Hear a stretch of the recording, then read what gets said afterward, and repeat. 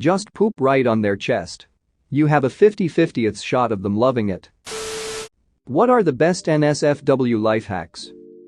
What up, it's you boy Andrew, your favorite Reddit storytime narrator. If we haven't met before, thanks for joining. Today's story is going to be a fun one, so before we start the video, why not like the video, subscribe, and ring the bell button so that you don't miss any more NSFW storytimes with me. No more lollygagging, and let's get into the video. If you want more sound from your partner during sex, you can take advantage of different products and apply them to their genitalia.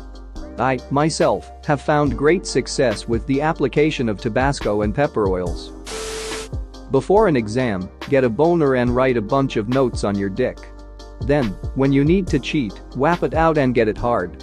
Plus, if you let girls know what you're doing, they'll probably ask to see your dick, so you'll be killing two flies with one coom shot.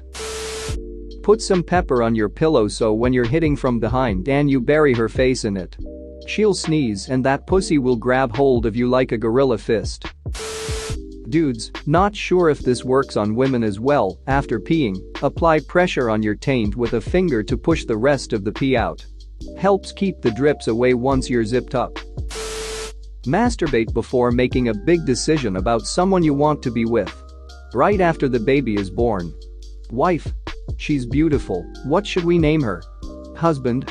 Jerking off furiously. Explain to your partner ahead of time that when you're super excited, you occasionally let a fart slip out. Then reassure them that it doesn't happen that often, only once or twice ever.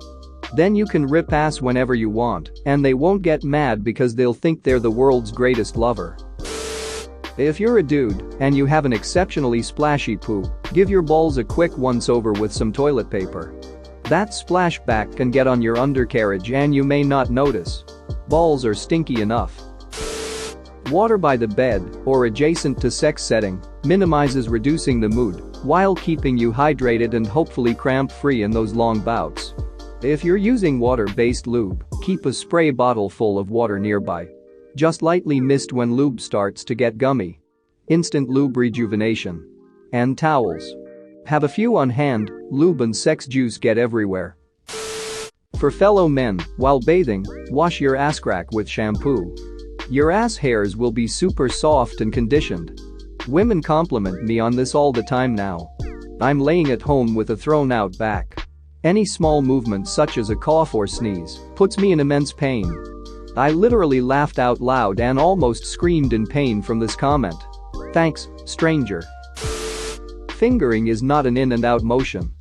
You are not simulating a penises with your finger.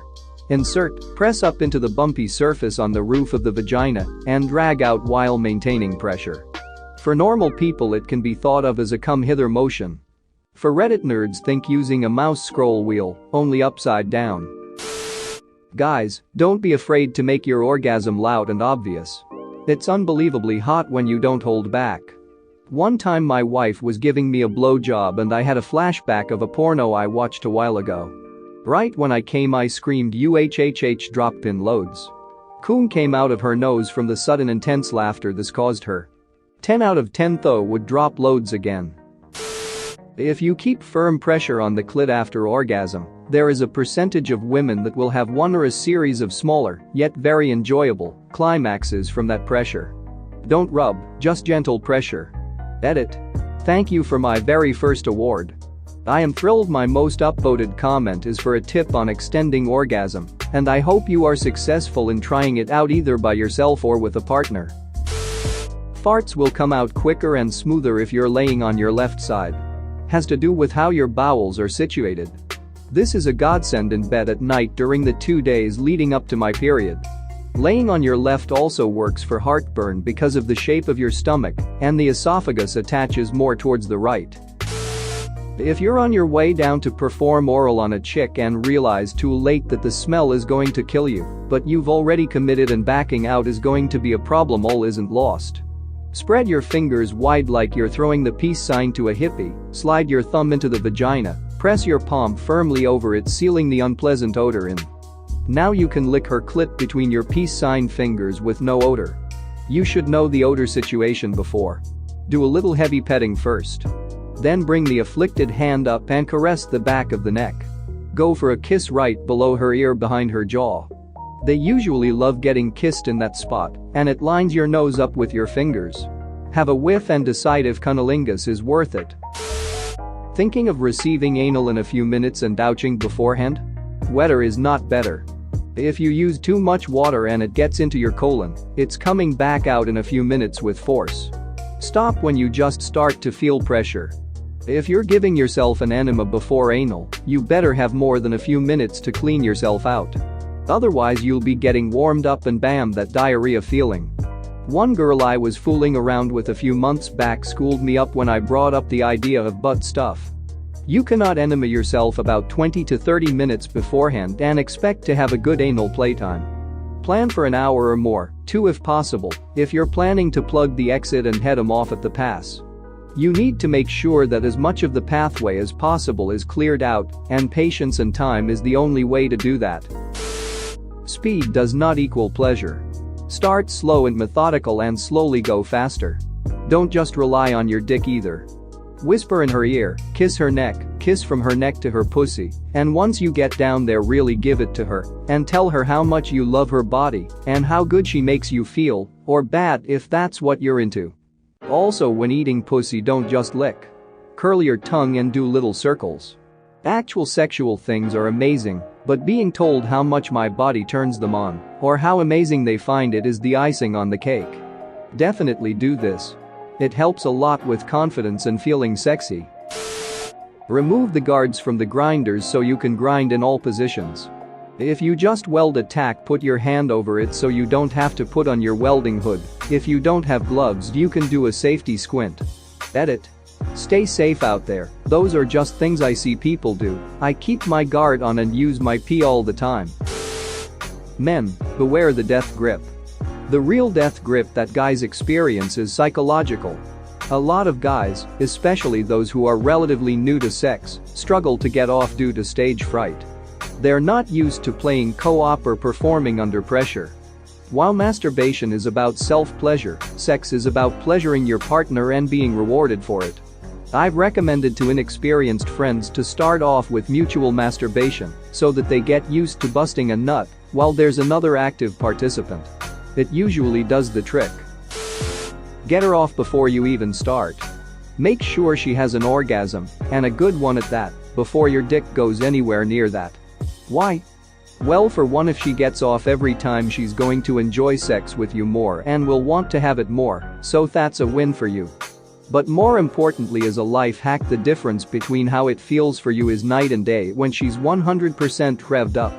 Sex after she's gotten off compared to just when she's horny is like comparing a Thanksgiving feast to a banj sandwich. They'll both do the job, but the turkey and stuffing is so much better. When with girls, involve yourself with your partner, don't get pressured by your own mind into overthinking what they want. For example, I remember the first time I ever fingered my now ex-GF, she told me I look really bored when I did it. That stuck with me, and I realized I was sacrificing my own pleasure by thinking exclusively of my partner and not both of us, which in turn was making me less involved and making the experience war for both of us. Learn techniques if you like, but best to just relax and communicate clearly. With guys less experienced, took a while to think of some good advice. Responding to their needs is key, but these needs may be strong, overwhelming. It's always okay and often helpful to slow down, pause and try to gain balance over what they like, you like, and to what intensity. Maybe even beforehand and separate from the act, work out your compatibility. Forget putting a towel on the bed. Use a wrestling mat for sex. Wrestling mats are specifically built to handle two sweaty people grunting and pounding each other. The mats provide better support for sex than a bed does, and they're definitely a lot easier to clean. Some tips. Make sure to clean the mat before and after every use. Don't get a red mat, otherwise it may be difficult to see what to clean if you're into blood play or period sex. Lubricant will make some mats very slippery, so I wouldn't recommend trying to stand on the mat after you've done the diddly-do. You'll want to crawl or roll off and wipe your feet carefully. To be extra cautious, look up jiu-jitsu videos for instructions on how to protect yourself while falling. Speaking of lube, you'll want to apply a little bit to the mat to avoid mat burn. Unless you really want to go wild, a practice mat would suffice. Something like this is a high-quality option. Exercise mats work too. Bonus tip: you can outfit the wrestling mat with bondage restraints if you're feeling kinky. Like and subscribe for more funny, interesting, and scary r/ask Reddit videos.